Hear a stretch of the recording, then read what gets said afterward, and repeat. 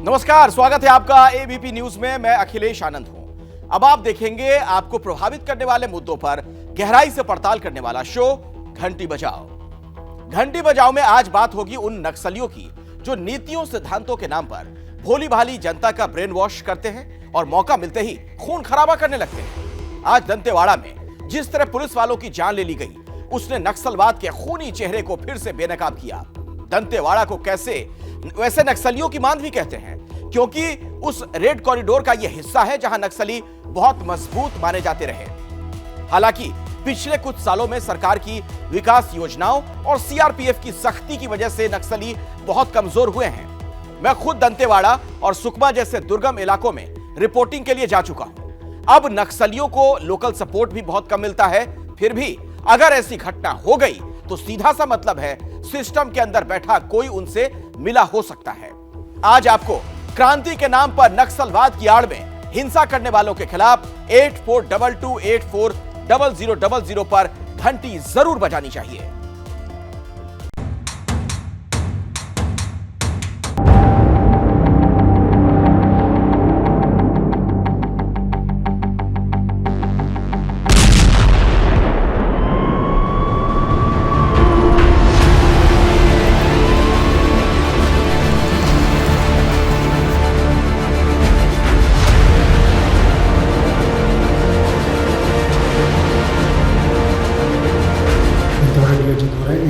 संचालित की गई थी।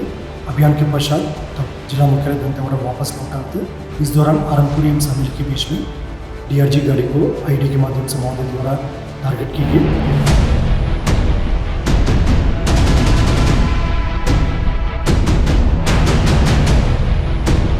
नक्सली छिपे होने की गोपनीय जानकारी थी। डीआरजी के जवान रवाना किए गए थे। सर्चिंग के बाद लौट रहे थे तो आईडी ब्लास्ट किया गया है।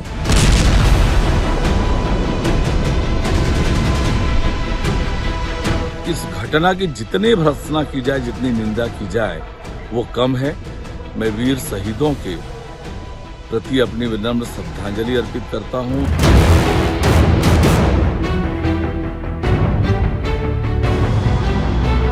नक्सलियों को किसी सूरत में छोड़ा नहीं जाएगा और निश्चित रूप से उस योजनाबद्ध ढंग से बना के ये नक्सलवाद को ही समाप्त करेगा।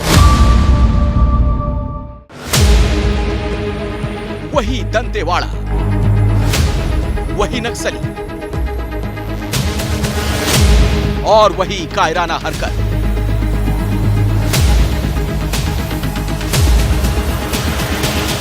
छत्तीसगढ़ में लाल आतंक का गढ़ बन चुके दंतेवाड़ा में एक बार फिर बड़ा नक्सली हमला हुआ।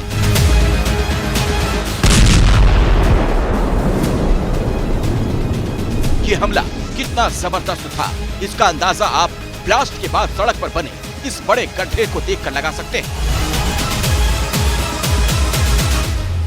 जानकारी के मुताबिक दंतेवाड़ा के अरनपुर मार्ग के इस हिस्से में नक्सली घात लगाए बैठे थे। तभी डीआरजी यानी डिस्ट्रिक्ट रिजर्व गार्ड के जवानों की गाड़ी यहां से गुजरी। जानकारी के मुताबिक नक्सलियों ने सड़क के बीचों बीच ये लैंडमाइन बिछाई हुई थी। इसीलिए गाड़ी के यहां पहुंचते ही जबरदस्त ब्लास्ट हुआ।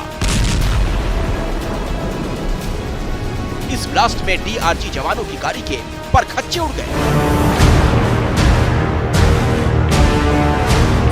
धमाके के बाद की तस्वीरें बेहद विचलित करने वाली थीं। सुरक्षा बलों को निशाना बनाकर किए गए इस हमले में 10 जवान शहीद हो गए। गाड़ी के ड्राइवर की भी मौत हो गई।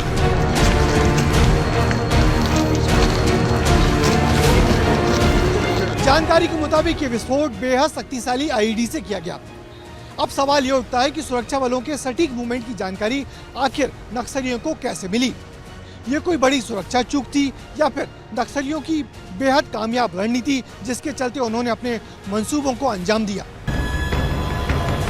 ये हमला ऐसे वक्त पर हुआ जब डीआरजी जवानों की टुकड़ी नक्सलियों के खिलाफ चलाए गए एक अभियान से लौट रही थी। दंतेवाड़ा के अरनपुर में माओवादी कैडरों की मौजूदगी की जानकारी मिली थी, जिनकी तलाश में डीआरजी जवानों को भेजा गया।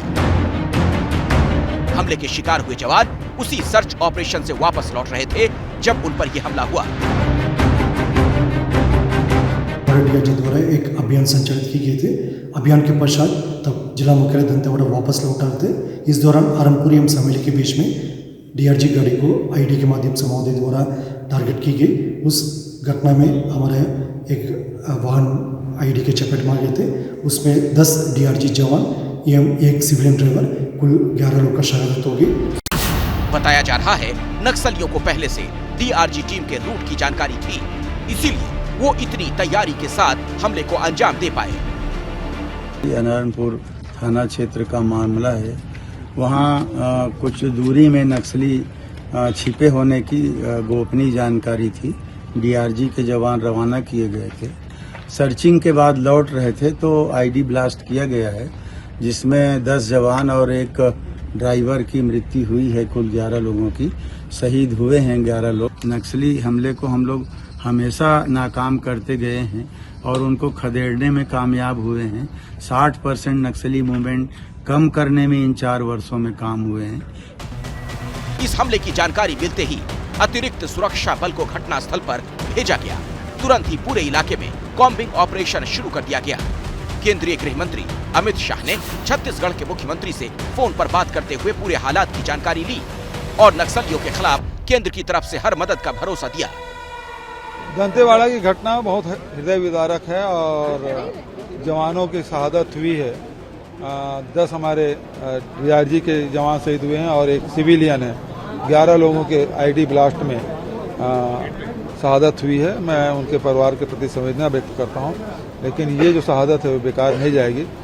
लगातार जो नक्सलियों पर दबाव हम लोग डाल रहे हैं और उसके कारण से बखला के इस प्रकार से कायराना हरकत की है और नक्सलवाद जड़ से हम लोग खत्म करेंगे, ये हमारा संकल्प। अमित शाह से भी बात हुई? अमित शाह जी से, गृह मंत्री से बात हुई मेरी। नक्सलियों की बौखलाहट की एक वजह यह भी है, डिस्ट्रिक्ट रिजर्व गार्ड यानी डीआरजी लगातार इस इलाके में नक्सल विरोधी अभियान चला रहा है। नक्सलियों पर शिकंजा कसने के लिए छत्तीसगढ़ में 2008 में डिस्ट्रिक्ट रिजर्व गार्ड का गठन हुआ था। शुरू में इस फोर्स को कांकेर और नारायणपुर में भेजा गया। 5 साल बाद बस्तर, बीजापुर और फिर सुकमा में इनकी तैनाती हुई। 2015 से दंतेवाड़ा में डीआरजी के जवान नक्सलियों के खिलाफ अभियान चला रहे हैं। इस दौरान उन्होंने कई नक्सलियों का आत्मसमर्पण कराया। छत्तीसगढ़ में कई पूर्व नक्सली अब डीआरजी के साथ मिलकर काम कर रहे हैं, जिससे नक्सलियों की बौखलाहट बढ़ गई है और इसी बौखलाहट का परिणाम है कि नक्सलियों ने अब TCOC यानी टैक्टिकल काउंटर ऑफेंस कैंपेन शुरू कर दिया है, जिसमें नक्सली अक्सर बड़े बड़े हमले करते हैं। इसी के तहत नक्सलियों ने पिछले हफ्ते बीजापुर के कांग्रेसी विधायक विक्रम मंडावी के काफिले पर हमला किया। नक्सलियों की तरफ से ताबड़तोड़ फायरिंग की गई। ये हमला उस वक्त हुआ जब वो एक नुक्कड़ सभा करके लौट रहे थे। हालांकि इस हमले में कोई हताहत नहीं हुआ। इसी महीने बीजापुर में ही एक नक्सली कैंप में भारी मात्रा में डेटोनेटर और विस्फोटक बरामद किए गए थे। इस नक्सली कैंप में IED भी मिला, जिसे सुरक्षा बलों ने निष्क्रिय कर दिया। साफ है, नक्सली लंबे समय से कोई बड़ा हमला करने की फिराक में थे। तो क्या दंतेवाड़ा उसी नक्सली साजिश का अंजाम है? दंतेवाड़ा जिला के अरनपुर में जो नक्सली हमले में 11 नौजवानों के शहीद होने का समाचार मिला है, ये समाचार अत्यंत हृदय विदारक है, दुखद है और इस घटना की जितनी भर्त्सना की जाए, जितनी निंदा की जाए, वो कम है। मैं वीर शहीदों के प्रति अपनी विनम्र श्रद्धांजलि अर्पित करता हूं, उनके परिजनों के प्रति संवेदना व्यक्त करता हूं। सरकार को जिस गंभीरता से नक्सलवाद की समाप्ति के लिए कार्रवाई करना चाहिए, सरकार गंभीरता से कार्रवाई नहीं कर रही है। खाली समाचार पत्रों में नक्सलवाद को समाप्त करने की बात करते हैं। मध्य प्रदेश में नक्सलवादी मारे जाते हैं, उड़ीसा में मारे जाते हैं, महाराष्ट्र में मारे जाते हैं। आज तक छत्तीसगढ़ में एक भी कोण नक्सलवादी क्यों नहीं मारा गया? क्योंकि नक्सलवाद के प्रति ये सरकार का नरम रुख जो है वो हमारे 11 जवानों को आज शहादत के लिए मजबूर हुआ है। लगता है कि अब समय आ गया है इंटर स्टेट ज्वाइंट ऑपरेशन और सर्चिंग को बढ़ाए जाने की आवश्यकता है। सर्च ऑपरेशन बढ़ाने से, सावधानी करने से कम इस प्रकार की घटनाएं को टाला जा सकता है। ये तो बार बार बोलते हैं समाप्ति की ओर और इस प्रकार बड़ी बड़ी घटनाएं होती जा रही हैं। अच्छा हो जी, शक्ति और लगाएं। राजनीतिक आरोप अपनी जगह है, लेकिन सरकार को इस बात का जवाब तो देना ही होगा कि तमाम तैयारियों के बावजूद भी नक्सली इतने बड़े हमले को अंजाम देने में कैसे कामयाब हो गए। छत्तीसगढ़ के दंतेवाड़ा में हुए नक्सली हमले में आज देश के 10 वीर जवान शहीद हो गए। सवाल ये है, जब सरकारें ये दावा कर रही हैं, अब नक्सलियों का सफाया हो चुका है, तो फिर बार बार नक्सली इस तरह के हमले करने में कामयाब कैसे हो जाते हैं? दंतेवाड़ा में हुआ हमला पिछले 2 सालों में हुआ सबसे बड़ा नक्सली अटैक है। इससे पहले अप्रैल 2021 में छत्तीसगढ़ के बीजापुर और सुकमा जिले के बॉर्डर पर नक्सली हमला हुआ था, जिसमें 22 जवान शहीद हुए थे। मार्च 2021 में नारायणपुरा में 5 जवान शहीद हुए। 21 मार्च 2020 को सुकमा में हुए नक्सली हमले में 17 जवान शहीद हुए थे। हालांकि अगर पूरे देश की बात की जाए तो पिछले कुछ सालों में नक्सली हिंसा पर लगाम लगाने में काफी हद तक कामयाबी मिली है। नक्सली हमलों में 2010 की तुलना में 76% कमी आई है। 2010 में नक्सली हमलों में 1005 जाने गई थी, वहीं 2022 में यह घटकर 98 हो गया।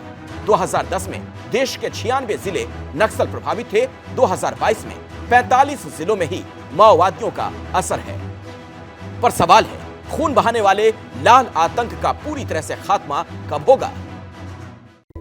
घंटी बजाओ में आज फिलहाल इतना ही। कल आपसे मुलाकात होगी रात 8 बजे दी इनसाइड स्टोरी में। क्या मजबूरी है मेरी, बताइए। मैं अभी आपको बताती हूँ कि मैंने ओए होए होए होए नमकीन के चटकारे लेते हुए टकटकी मार के डिबेट शो को पॉज रिपीट कर कर के देख रहे हैं जोगिंदर जी। इनकी तरह आप भी देखें अपनी फेवरेट डिबेट्स को रिपीट कर और डाउनलोड कीजिए एबीपी लाइव ऐप अपने स्मार्ट टीवी पर।